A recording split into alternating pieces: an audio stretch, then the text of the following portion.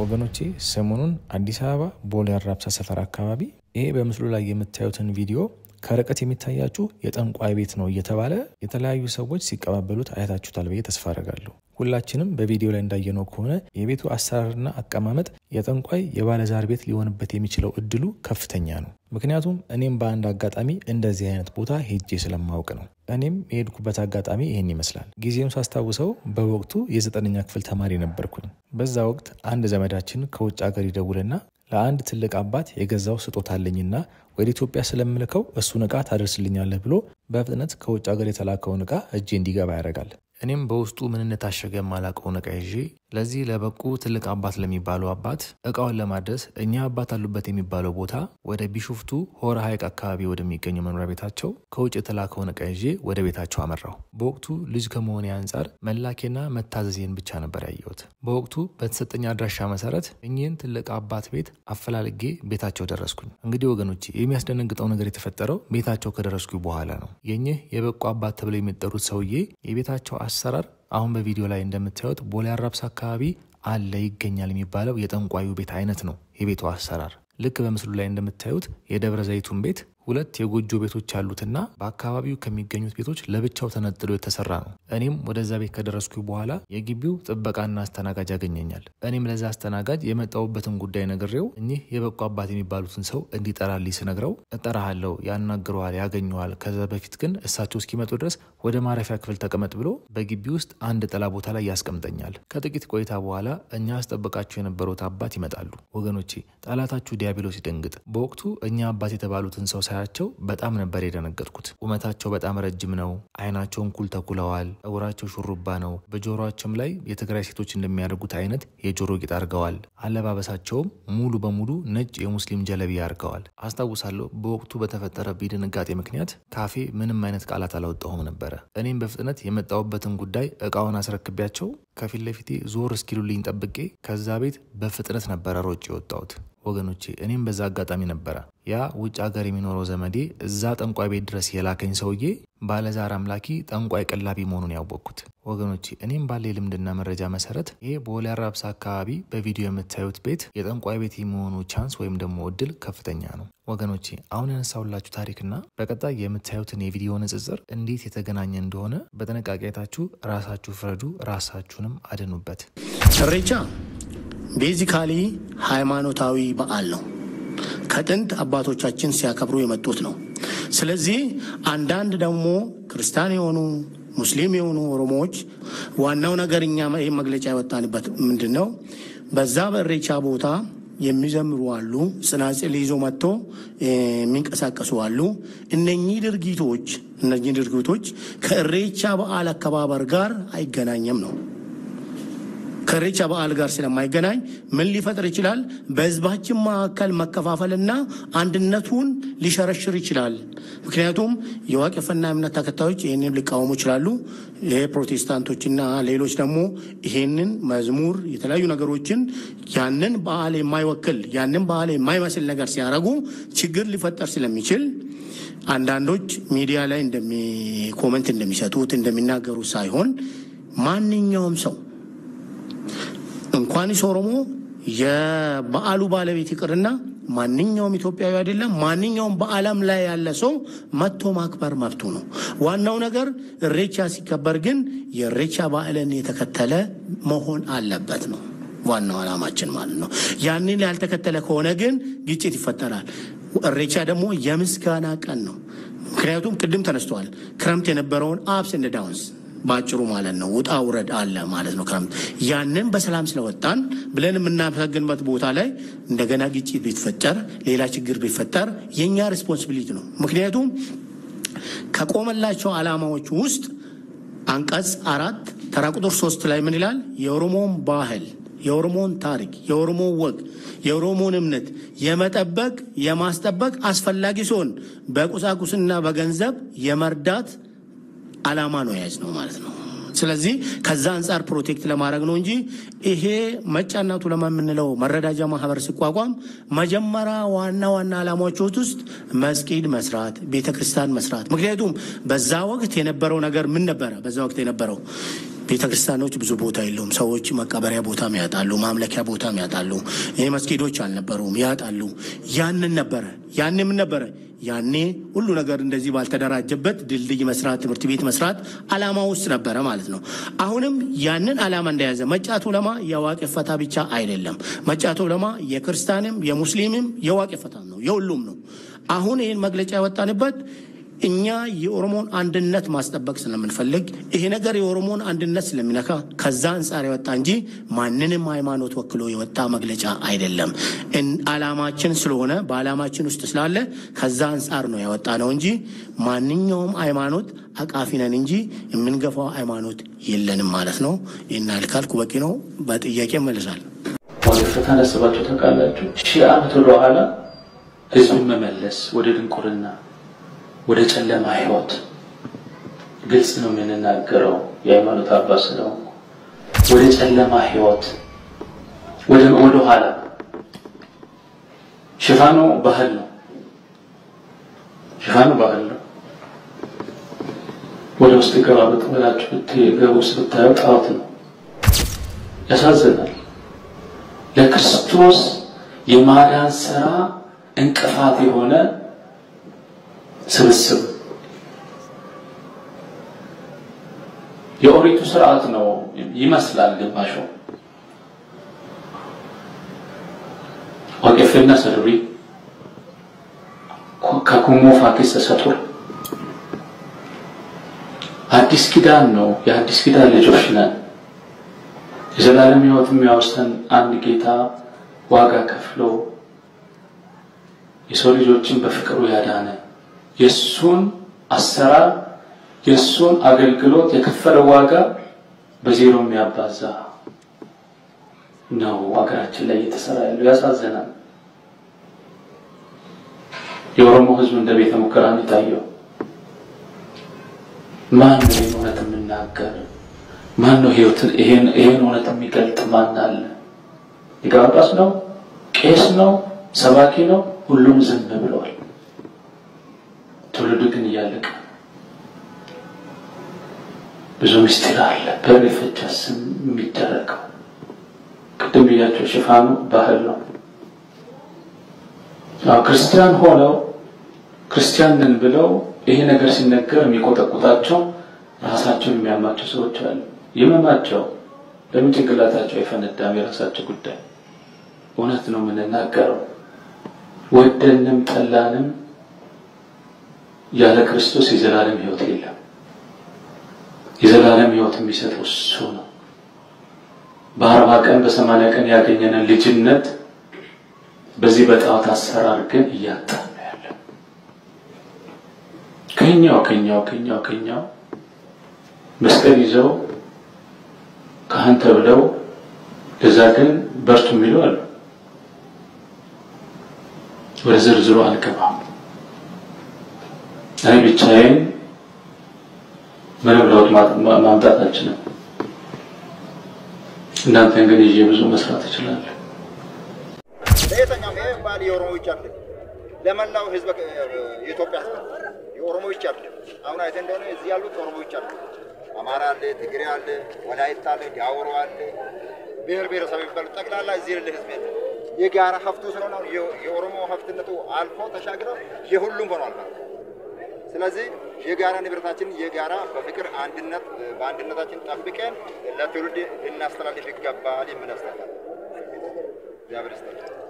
የኢሬቻ ስርዓትና አከባበር አልፎ መንፈሱ በሰዎች ላይ የሚያስከትለው መከራና ስቃይ በቋንቋ ማስቀመጥ የሚሞከር አይደለም።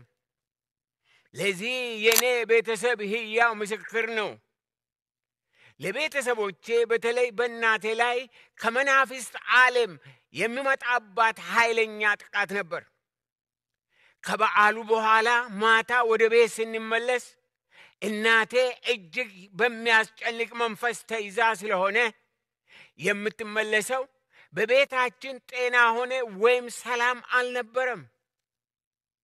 ሰይጣን እያፏጨ መጥቶ እናቴን ሲደፋት እኔ በጆሮዬ ሰምቻለሁ፣ በአይኔም አይቻለሁ። እንዲሁም በአባቴና በእናቴ መካከል ፍጹም ሰላም አልነበረም። ይህ በእናቴ ብቻ ሳይሆን በዛ ለአምልኮ በተገኙ ሴቶች ሁሉ በየቤታቸው የሚያልፉበት የጓዳ ስቃይና ሰቆቃ እንደነበር እንሰማ ነበር። መንፈሱ የሚሰራው በህብረተሰብ መካከል ሰላም እንዳይኖር ጭቅጭቅና አምባጓሮ በማስነሳት ነው። ስለሆነም በህብረተሰቡ መካከል ልባዊ መያያዝ አልነበረም። ይህን ሁሉ እያየሁ አድጌ አሁን የኢሬቻ በዓል የሰላም በዓል ተብሎ ለህዝብ መቅረቡ ከእውነት የራቀ በመሆኑ እጅግ አዝናለሁ። በዛን ጊዜ በህብረተሰባችን መካከል በኢሬቻ አከባበር መልእክትን የሚያስተላልፈው ቃልቻ ሁሉን ያውቃል ተብሎ ስለሚታሰብ ትልቅ ስልጣን ነበረው። ስለሆነም በአካባቢው ለሚወለዱት ሕፃናት ስም ያወጣላቸው ዘንድ ወደ እርሱ ይወሰዳሉ። ስም ካወጣላቸው በኋላ የወደፊት ዕድላቸውን ምን እንደሚሆን በጥንቆላ ይነግራቸው ነበር። ከወላጆቼ የተወለዱት የመጀመሪያዎቹ 3 ሕፃናት ሲወለዱ ወደ ቃልቻው ቤት ተወስደው ስም ከወጣላቸውና በኑሯቸው ምን እንደሚገጥማቸው ከጠነቆለላቸው በኋላ ሕፃናቱ ልክ ከቃልቻው ቤት ሲወጡ ወደ ቤት ሳይደርሱ በቅጽበት በመንገድ ላይ እያሉ እያንዳንዳቸው እንደሞቱ ወላጆቼ በእንባና በመራራ ሐዘን ውስጥ ሆነው ሲያወሩ ይሰማ ነበር። ወላጆቼ 3 ልጆቻቸውን በቃልቻ ካጡ በኋላ አባቴ ጌታ ይባርከውና ከእንግዲህ ወዲያ ልጆቼ ከሞቱም በቤት ይሙቱ እንጂ እኔ ወደ ቃልቻ ቤት አልወስዳቸውም ብሎ ስለወሰነ ከታላቋ እህቴ ጀምሮ የተወለድነው ቃልቻው ቤት ስላልተወሰን በሕፃንነት ከመቀጨት ተርፈናል። ሰላም፣ እንዴት ናችሁ? ስለ ኢሬቻ ምን ትላለህ? ሰይጣናዊ ነው ወይስ ባህላዊ ነው የሚል ጥያቄ ነው። ሰይጣናዊም አይደለም፣ ባህላዊም አይደለም። ሁለቱም ያልሆነበትን ምክንያት ላስረዳችሁ የተወሰነ። ኢሬቻ ማለት የዋቄፈና እምነት ባህላዊ ሃይማኖታዊ ስርዓት ነው። ኢሬቻ ማለት የዋቄፈና ስርዓት የሃይማኖቱ ስርዓት በአመት 2 የሚከበር ነው። ኢሬቻ በአመት 2 ይከበራል። ክረምት ሊገባ ሲልና ክረምቱ ሲያልቃው የሚከበረው ማለት ነው። ስለዚህ የሃይማኖቱ ስርዓት የዋቄፈና የሚባለው ሃይማኖት ስርዓት እንጂ ባህላዊ አይደለም። ነገር ግን የኦሮሞ ባህል በኢሬቻ ውስጥ በደንብ ሊንጸባረቅ ይችላል። ኢሬቻ የሚያከብሩ ሰዎች ባለባበስ ምናምን ነገር ባህላቸውን እዛ ላይ በጣም ያንጸባርቁታል እንጂ ኢሬቻ ራሱ ባህል ሳይሆን ሃይማኖታዊ ስርዓት ነው። ልክ በኦርቶዶክስ ጥምቀት ስንል ጥምቀት ባህል አይደለም፣ ነገር ግን የሃይማኖቱ የኦርቶዶክስ ሃይማኖት ስርዓት ነው፣ የሚከበር በዓል ነው። እንደዛ ማለት ነው። ኢሬቻም በዋቄፈና እምነት ውስጥ የሚከበር አመታዊ በዓል ነው። በዋቄፈና እምነት ውስጥ ወደ 27 በዓላቶች አሉ። ምክንያቱም 27ቱ ከየት መጡ ካላችሁ በዋቄፈና እምነት ውስጥ ፈጣሪ ፈጥሮ የጨረሰው በ27 ቀን ነው ተብሎ ይታመናል። የመጀመሪያ የተፈጠሩት የሰው ዘሮች ደግሞ በክርስትናና በእስልምና አዳምና ሔዋን ናቸው። በዋቄፈና ደግሞ ለመጀመሪያ የተፈጠረው ሆሮ ይባላል። ሆሮ ማለት ጾታ የለውም፣ ወንድም ሴትም አይደለም። ከባህር ውስጥ ከውሃ ውስጥ ነው የወጣው። ይሄ ወንድም ሴትም ያልሆነ 2 ቦታ ተከፈለ። 2 ቦታ ሲከፈል ወንዱ ሆሮ ተባለ፣ ሴቷ ደግሞ ሆርቱ ተባለች። ሆርቱ ማለት ሚራባ ሚዋለድ እንደማለት ነው። ሆርቱና ሆሮ በሚል ተከፈሉ ማለት ነው። በክርስትናው አዳምና ሔዋን እንደምንላቸው ማለት ነው። ኦሮሞ የሚለው ራሱ ከዛ ስም ጋር የመጣ ነው። ሆሮሞ ተብሎ ነው የሚጻፈው። ግን በኩሽቲክ ሲነበብ ቫውል ከኮንሶናንት ኤች ጋር ሲመጣ ወይንም ደግሞ ኮንሶናንት ቫውልን አስከትሎ ሲመጣ ኤች አትነበብም። ስለዚህ ኦሮሞ ይባላል እንጂ ሆሮሞ ተብሎ አይነበብም። በዛ ምክንያት ከጊዜ በኋላ ግን ኤች እየቀረች ሲጻፍም ኦሮሞ ተብሎ መጻፍ ጀመረ ማለት ነው። ስለዚህ የመጀመሪያው ሰው ሆርቱና ሆሮ በሚሉ ነው የሚታወቁት አዳምና ሔዋን እንደምንላቸው ማለት ነው። በኢሬቻ እምነት ውስጥ ሌላኛው ሴጣናዊ አይደለም ያልኳችሁ ምንድነው እሱ የዋቄፈና እምነቱ ሲገቡ ሴጣን የለም ተብሎ ነው የሚታመነው። ሴጣን የለም ተብሎ ስለሚታመን ኢሬቻ ደግሞ የዋቄፈና እምነት ከሆነ ሴጣናዊ እምነት ሊሆን አይችልም። ምክንያቱም ሴጣን የለም ብለው ስለሚያምኑ ማለት ነው። ዋቃ ጉራቻ ለፈሰሚ ከኑም ይላሉ። ምድርና ሰማይን የፈጠረ ጥቁር አምላክ ይላሉ። ጥቁር የሚሉበት ምክንያት ምንድነው? ፈጣሪ አይታይም፣ በሁሉ ቦታ አለ። ጨለማ ውስጥ ያለ ነገር እንደማይታይ ሁሉ ፈጣሪ አይታይም የሚለውን ለመግለጽ ዋቃ ጉራቻ ይባላል ማለት ነው። ስለዚህ በሁሉ ቦታ አለ።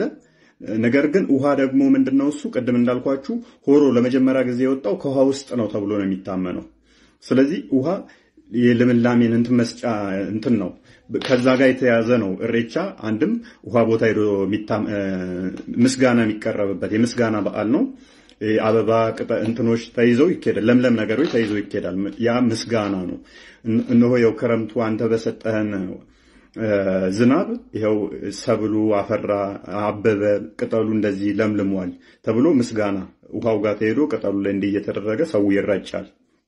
ይሄ የምስጋና በዓል ነገር ነው በዋቄፈና ማለት ነው። ኢሬቻ ምስጋና የሚቀርብበት እንደገና ደግሞ ሰዎች የሚገናኙበት ነው። በክረምት ወቅት ውሃዎች ይሞላሉ፣ ወንዞች ይሞሉና ሰዎች አይገናኙም። ሰዎች ስለማይገናኙ ልክ የክረምቱ ጭጋጋማው ወራት ሲያልፍ ልክ ዝናቡ ሲያባራ ሰዎች የሚገናኙበት ነው። ያ የሚገናኙበትንም መሰረት በማድረግ ነው የሚከበረው አንድም እንጂ ሴጣን አለ ብለው አያምኑም።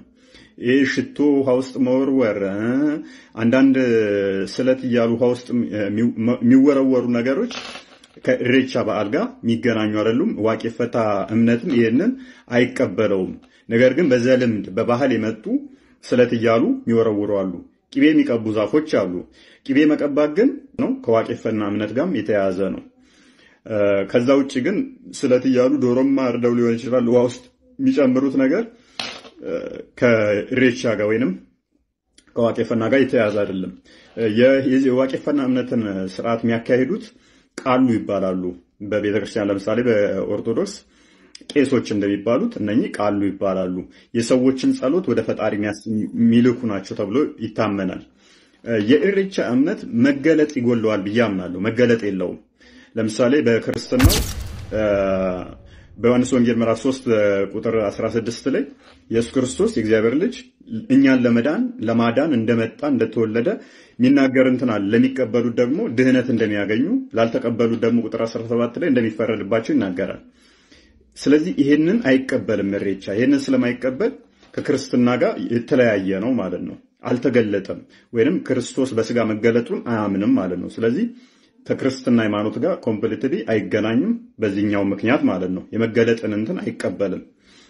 ይሄ የተለየ ይሆናል ማለት ነው። ሌላኛው ኢሬቻ የምስጋና በዓል ነው ብያችኋለሁ። በአመት ሁለቴ ይከበራል። አንደኛው ግን ኦልሞስት ቀርቶ አሁን ክረምቱን ሲወጣ አሁን ያለው የሚከበረው ብቻ ነው ሞር ትኩረት ተሰጥቶት የሚከበረው ማለት ነው። ስለዚህ ከባህሉ ጋር ደግሞ በተያያዘ እንዳልኳችሁ በኢሬቻ በዓል አከባበር ውስጥ ብዙዎች ባህላዊ ልብስ ስለሚለብሱ ባህሉ እዛ ውስጥ የተደበላለቀ ሊሆን ይችላል። ነገር ግን ኢሬቻ ባህላዊ ስርዓት ሳይሆን ሃይማኖታዊ ስርዓት ነው። ሃይማኖታዊ ስርዓት ሆኖ ግን ባህሉ በደንብ የሚገለጽበት በደንብ ትዕይንቶች የሚደረጉበት ስርዓት ነው እንጂ ባህላዊ ስርዓት አይደለም። ሃይማኖታዊ ስርዓት ነው። ሃይማኖታዊ ስርዓት ሆኖ ባህሉ ይገለጽበታል ማለት ነው። ቤታቸው የሚሰራው የሚታረደው ነገር ቁጥሩን ማወቃችን፣ የሚሳሉ ስለት አባ ዳካ አባ ምናምን በጣም ብዙ የኔ ቤተሰብ የከፈለው መከራ የኖሩበትን መከራ አሁንም የሚኖሩበትን መከራ በቃላት የሚገለጥ አይደለም። ከቃላት በላይ ይሄ የኖረበት ያየው ብቻ ነው የሚያውቀው። ለአንዳንዱ በርቀት ምናልባት ያማረውን ልብስ ምናልባትም በውጪ ዝም ብሎ እንዱ በባህል በመናምን ውጪውን የሚያየው እኛ ቤት ግን ሞት ነበረ የሞት ቤት ነበር እና በቃ የአባቴ ወንድሞች ብዙዎቹ አልቀዋል የኔ የቤተሰብ ባክግራውንድ ዋቀፈታ ነው ዋቀፈታ ነበርኩ በዋቀፈታ እምነት ውስጥ ከኔ በፊት የነበሩ ትውልዶች በሙሉ በዋቀፈታ እምነት ውስጥ የነበሩ ናቸው በወቅቱ እኔም በተወለድኩበት ጊዜ ወይም ልጅ ሆኜ ቤተሰቦቼ ፕራክቲስ የሚያደርጉት ሃይማኖት የዋቀፈታ ሃይማኖት ነው በዛ ሃይማኖት ውስጥ እንግዲህ እምነቱ የራሱ የሆነ ደንብ አለው የራሱ ሥርዓት አለው በሃይማኖቱ ሰፉ ይባላል ማለት ሰፉ ማለት የዛ ሃይማኖት መንፈሳዊ ሥርዓት ማለት ነው ያንን መንፈሳዊ ሥርዓት ዋቃ ለሰው ልጆች ሰጠ ተብሎ ነው የሚታሰበው የሚታመነው እንግዲህ በኦሮሞ በዋቀፈታው እምነት ቤተሰቦቼ ያንን ሰፉ የጠበቁ አይመስለኝ እንግዲህ ሰፊ ታሪክ ነው ከሸዋ ወደ አርሲ ሲዛወሩ በአያቶቻችን መንፈስ ምሪት በሞቱ አያቶቻችን መንፈስ ምሪት ነው ወደዛ ይሄዱት እሱ ራሱን የቻለ በኦሮሞ ዋቀፈታ ውስጥ የቅድመ አያቶችን መንፈስ ማክበር ከነሱ ጋር መገናኘት የነሱን እገዛ መቀበል ምሪት መቀበል የሚባሉ ብዙ የራሱ ዝርዝር ነገሮች አሉት በዛ ሙቭ አደረጉ እዛ ከሄዱ በኋላ ሰፉ ብዙ አልጠበቁ ሥርዓቱን አልጠበቁ እንግዲህ በዛ እምነት ሰፉ ደግሞ ካልጠበቅ ያንን ሥርዓት ካልጠበቅ ሥርዓቱን ሃይማኖቱን በትክክል ማታስኬድ ከሆነ አያናዎች ይቆጣሉ አያናዎች ከተቆጡ ደግሞ ኮንሲኩዌንሱ ወይም ውጤቱ እስከ ሞት ነው ብዙ አደጋ ብዙ ችግር ብዙ ህመም ብዙ ጭንገፋ ብዙ መከራ ብዙ አይነት ሰፈሪንግ ነው የሚደርሰው ይሄ ደግሞ ማንኛውም ዋቀፈታ ያቃዋል በተለይ አያና ተቆጣ ማለት ምን ማለት እንደሆነ ስለዚህ በቤተሰቦች ላይ አያና ተቆጣ የተቆጣው ደግሞ ሰፉን ተላልፈው አልጠበቁትም አያናዎቹ ተቆጡ ቤተሰቦቻችን የቤተሰቤ ግማሽ ያህል አለቀ ጨረሳቸው አያና ገደላቸው እና ከገደላቸው በኋላ የቀረው ቤተሰብ ራሱ አላቂ እንደሆነ ሟቾች እንደሆኑ ገባቸው ስለዚህ ብዙ አዋቂ ቤት ብዙ አያና ያለው ሰው ቤት ብዙ ቦታ ተንከራተቱ ነገሩ ምንድነው ለማለት ለማወቅ እንዴት እንመልሰው እንዴት እንቀለብሰው ሚለው ማለት ነው በዚህ ሂደት ውስጥ እንግዲህ ወደ ኤከራ ተከደ ኤከራ አያታችን ተጠሩ ይሄ ኤከራ ማለት በዋቀፈታ እምነት ጸጋ ያለው ወይም አያና ያለው ያንተን ኤከራ ወይም ያንድ ቤተሰብ ኤከራ የሞቱ ሰዎች የቀደሙ ሰዎችን ጠርቶ የኔ ሰው ችግር ምንድነው ምን ቢያረጉ ነው የሚተርፉት የሚለውን ይጠይቃል በሱ ተጠይቆ በሱ ምሪት ሰፊ ታሪክ ነው እኛ ሁላችን ሰፉን እንደገና መልሰን አምልኮን እንደገና መልሰን ሁሉን ነገር እንደገና መልሰን ለማቆምና ለማስኬድ ተሞከረ ለትንሽ ጊዜ ሄድን በርግጥ 10 ዓመት ያክል እኔ እዛ ውስጥ በዚህ በኤከራው ሹመት ተሰጥቶኝ ወይም ደግሞ ኤከራዎቹ እሱ ንጹህ ነው ሕፃን ልጅ ነው ተብሎ ተናገረ ወይም ተነገረልኝ ከዛ በኋላ እሱን ወስጄ የመጀመሪያውን አይነት አምልኮ በብዙ አይነት መስዋዕት የሚደረግ አምልኮ ተደረገ አደረግን ይሁንና ግን እኔ እሱን ባረኩ በሁለተኛ በሶስተኛው ዓመት ታማሚ ሆንኩ ማለት ያዞረኛል ይጥለኛል ይነስረኛል ለሊቱን ሙሉ የሆኑ 20 ሰዎች መጥተው ይቀጠቅጡኛል ይደበድቡኛል ያሰቃዩኛል ገደላ ውስጥ ይወረውሩኛል በሰይፍ ይወጉኛል አንገቴን ለመቁረጥ ይታገላሉ ይጮሃሉ ፊዚካሊ ያመኛል ውስጤ ተረብሿል አይምሮዬ ተረብሿል በቃ ለማበድም ትንሽ ነው ይቀረኝ ጨርቄን ጥዬ ለመሮጥ በተለይ አንድ ጊዜ 3 ወር ያህል ታምሜ ተኛሁ ማለት በግማሽን አካል ብቻ ያመመኝ በአንድ በኩል ብቻ እየነሰረኝ እና ቤት በዛ ጊዜ ቤተሰቦቼ ያልሄዱበት ያልጠየቁት ያላማከሩት የአያና ቤት የውቃቢ ቤት ወይም ባለ አላቸው የሚባል ቤት ተሞከረ አልተቻለም እንግዲህ መጨረሻ ላይ ግን እኔ አዳኝ ፍለጋ ያዳኝ አለ አምላክ ሆይ እንዴት ተውከኝ? እኔ ያገለገልኩ